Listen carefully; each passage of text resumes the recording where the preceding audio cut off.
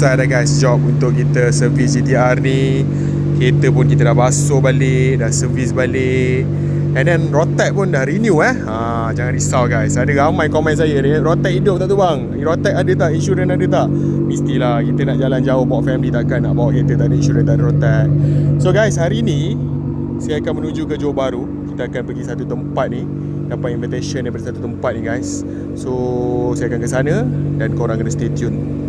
Kita akan update perjalanan ke Johor Bahru dekat dalam video ni guys. Macam korang tengok dalam video yang sebelum ni guys, saya ada sedikit masalah. Sampai dekat Sempang 4, tiba-tiba air mercik dekat saya punya windshield.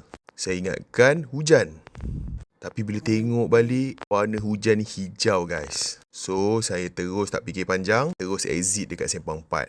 Bila tengok air keluar banyak gila, bulan hampir semua keluar. Saya mengharapkan bocor ni kecil. Terjumpa pula botol 100 plus dekat sebelah bilik air. Saya pinjam botol ni kejap untuk refill air dekat GTR ni. Tapi guys, dia punya bocor tak kecil Masuk je keluar habis. Sebab saya plan kalau bocor ni kecil, saya nak refill air sikit, saya nak drive lagi sikit ke depan. At least saya boleh jumpa tempat yang boleh berhenti proper dan juga mungkin boleh dapatkan bantuan daripada bengkel berdekatan. Tapi malangnya tak boleh guys. Memang besar bocor ni, so saya decide untuk towing ke bengkel kawan saya. So dah sampai dekat Daus Aircon Specialist dekat Cheng. Atas recommendation kawan-kawan dekat Melaka. Dan Daus sendiri willing nak tolong saya guys untuk settlekan masalah ni. Dan masa ni guys, kita orang memang tak ada idea langsung apa masalah sebenarnya kat GTR ni. Walaupun kita proceed dulu untuk buka bumper, untuk cari apa masalah dan punca dekat mana leaking tu guys. Sebabkan keadaan enjin yang agak sedikit cramp, so susah nak nampak. King GT86 dan juga Putra Han, apa orang kena ada Borhan Lapa pun ada kat sini guys. GTR ni guys, dia punya bahagian depan banyak gila part yang kena keluarkan. Untuk dapat akses ke radiator, kena buka bumper, intercooler dan juga crash bar. Sebabkan benda ni berlaku agak lewat, kat Melaka pun spare part tak ada. Jadi saya decide guys untuk order terus radiator daripada KL, tanpa ada idea apa masalah sebenar kereta ni. Saya mengharapkan tekaan saya betul guys. So kita teruskan kat part bahagian depan ni. Yang paling mencabar adalah untuk buka intercooler dia. Sebab kereta ni guys, dia punya intercooler dia keluar sekali dengan satu frame hold banyak barang, termasuk dengan air duct, termasuk dengan horn dan juga ada beberapa benda lain. Hampir beberapa jam juga. Akhirnya kita berjaya untuk keluarkan. Baiklah Daus ni dah ada experience pernah buka GTR sebelum ni, betulkan aircon. Agak mudah lah, dia dah faham. Sebabkan GTR saya ni masih standard lagi. Banyak lagi part-part yang daripada kilang yang masih ada, macam air duct, frame besi ni. Buatkan banyak benda kena buka. Dan akhirnya kita dapat keluarkan guys intercooler tu. Sekarang ni kita dah ada direct access kepada radiator. Kita dah nampak dah. Sebelah bawah ni, kalau korang nampak ni adalah radiator. Dengan sampah yang penuh. Tersangkut kat sini berapa tahun agaknya. Apa pun at least kita dah nampak radiator kat situ. Kita kena uji dulu. Bukakan frame dia. Buka dulu frame yang hold radiator ni. Untuk kita dapat access lebih clear pada part atas radiator. Masa ni masing-masing mengharapkan tolonglah radiator yang rosak, bukan benda lain. Tapi guys, bila check guys, tak ada air keluar guys. Radiator ni semua elok lagi ni. Kita orang dah termenung time ni. Kita orang cuba-cuba tambahkan air lagi. Akhirnya guys, nampak kat sini dia keluar. Sebelah atas ni rupanya. Sebabkan saya masih lagi gunakan radiator standard. Jadi part atas ni daripada plastik. Test dengan radiator core aluminium sebelah tengah. Macam kereta-kereta lain juga. Memang ni adalah normal practice kebanyakan kereta on the road sekarang ni. Dan ini adalah masalah biasa sebenarnya. Bila sampai waktu, dia akan crack, pecah macam ni. At least kita dah jumpa masalah dia guys. Saya pun dah lega dah. Wah, dah baik dah bang. Kau tahu tadi saya tekan je. Tak sambung jalan tadi. Sambung jalan dah tekan. Nasib baik guys, tekaan saya betul. Sebab saya risau part lain yang rosak. Ataupun mungkin hose saja yang terlepas. Sebabkan tak ada akses langsung, nampak apa yang jadi sebenarnya. Tapi apa yang saya fikirkan logik, air tu datang daripada bahagian depan sekali. Bukan dekat enjin, bukan dekat tengah. So saya memang assume radiator lah yang pecah. Jadi saya dapatkan radiator daripada Koyorat. Ni brand daripada Japan. Full aluminium. Tak ada lagi cap plastik atas tu. So untuk kemungkinan perkara yang sama berulang tu agak kurang kalau kita pakai full aluminium radiator ni. Dan juga diberi sedikit performance yang lebih. Cooling system akan jadi lebih baik dengan core yang lebih tebal. Dan juga build yang lebih solid. Dan dia punya berat ringan gila guys. Alang-alang yang original dah rosak, kita upgrade terus pada yang performance radiator. So kita sambung untuk buka part-part lain. Kita bukakan hose sebelah bawah ni dulu untuk keluarkan semua air yang kita dah tambahkan tadi untuk testing radiator tu.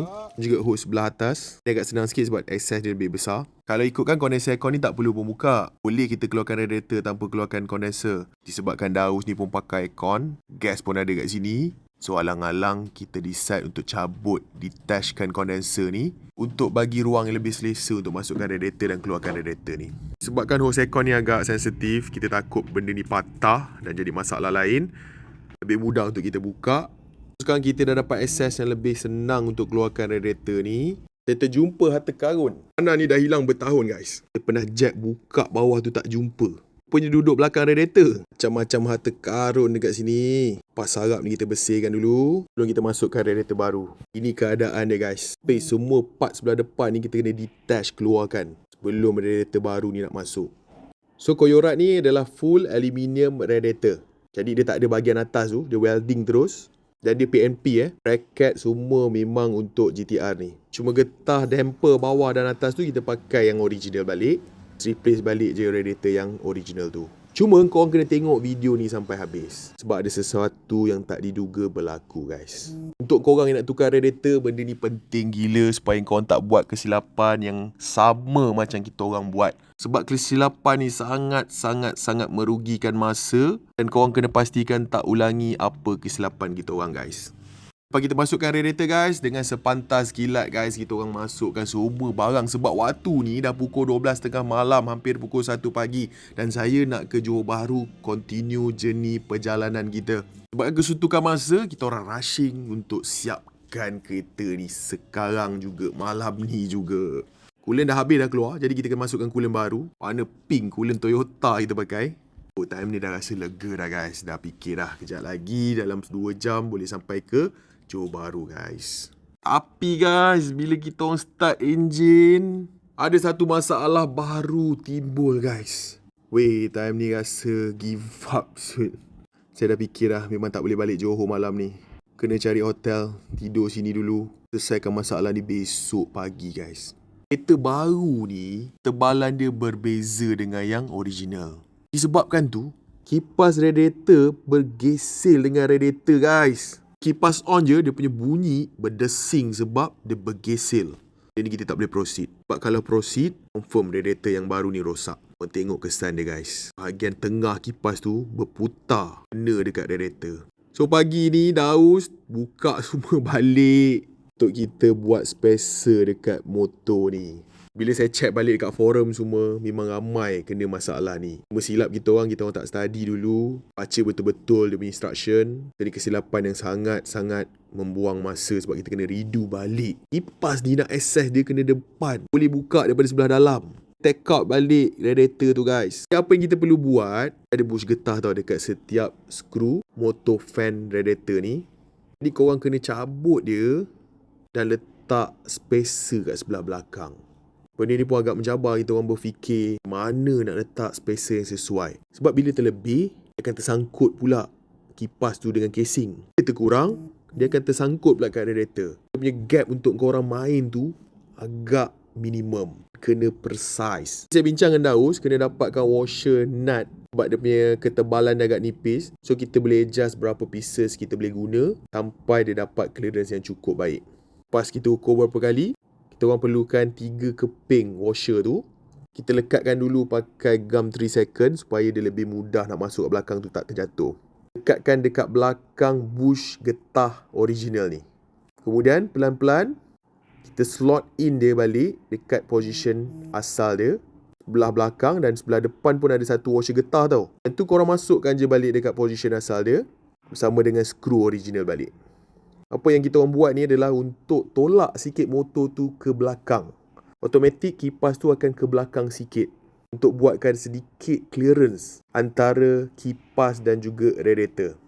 So benda ni memang berlaku. Saya check forum international pun semua orang menghadapi masalah yang sama. Dan kebanyakannya sedar bila dah siap pasang. Macam kita orang juga. Sebab tu kita cakap experience tu sangat berharga. Kadang-kadang mekanik charge mahal sebabkan kita bayar experience dia guys. So ilmu ni korang kena simpan guys. Kena save video ni. So next time yang owner-owner GTR kat luar sana tu kalau berlaku macam saya, radiator pecah, korang dah ada idea dah. Saya kata pecah dekat tempat lain macam saya ni, korang dah boleh tunjuk dah video ni kat mekanik. Senang dia buat kerja guys. Kita ketatkan balik skru. Make sure 3-3 skru tu dekat position asal, tegak supaya dia tak gelong nanti masa berpusing. Kita pasangkan balik kipas dia dekat position asal. Letakkan nut kat sebelah tengah ni. Dan kat sini kita boleh nampak yang dah ada clearance. Compare dengan original, dia flush habis dengan casing tu macam sebelah sini. So, kita kena repeat balik proses yang sama untuk sebelah kiri pula. Lepas dah settle, kita masukkan radiator dan kita uji sekali lagi untuk make sure yang tak ada langsung sangkut kipas ni. Dia boleh berpusing dengan free tanpa ada bunyi grinding. So, bila dah make sure, masukkan radiator dan coolant, start lagi sekali, buka aircon, nak pastikan sekali lagi. Baru confirm memang tak ada geseran dan kita pasang semula part-part tu. Tapi kali ni untuk pasang lebih laju lah. Experience malam tu masih segar lagi. So Daus pun dah relax lah. Sekejap je dia pasang.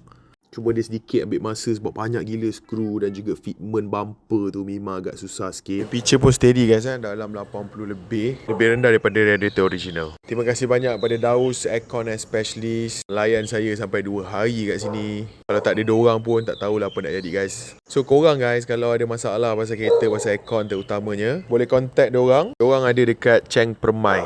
So alhamdulillah selesai dah masalah yang saya hadapi ni.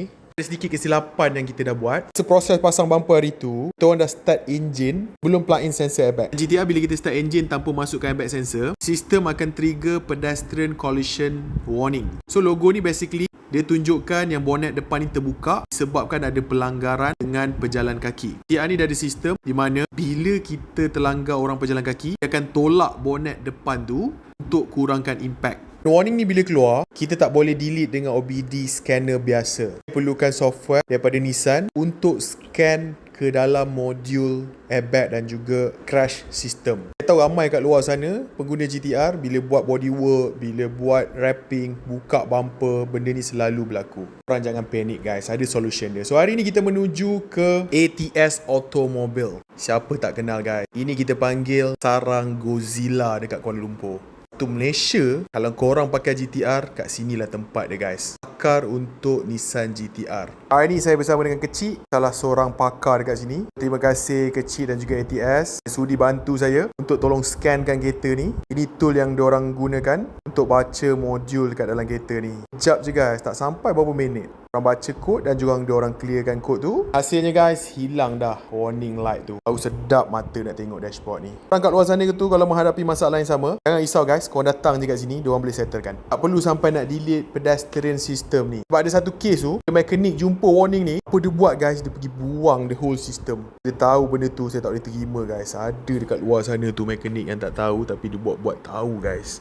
So itulah, kadang-kadang ada benda yang kita kena buat research, kita kena tahu dan kita kena rujuk pada pakar. So pada korang yang mungkin pengguna GTR akan datang, plan nak beli GTR, nak pakai GTR, kat sini adalah lubuk dia. Korang kena save dulu video ni. Ni betul-betul sarang GTR guys. Semua barang GTR ada kat sini, daripada yang original sampailah yang paling performant, carbon part, segala benda diorang ada simpan. Malang dah sampai sini, saya beli sekali belting untuk GTR ni sebab next project saya akan tukarkan belting ni guys. Terima kasih kepada Kecik, Boon dan juga ATS atas layanan korang. Thank you guys. Jumpa lagi dalam video seterusnya. Assalamualaikum.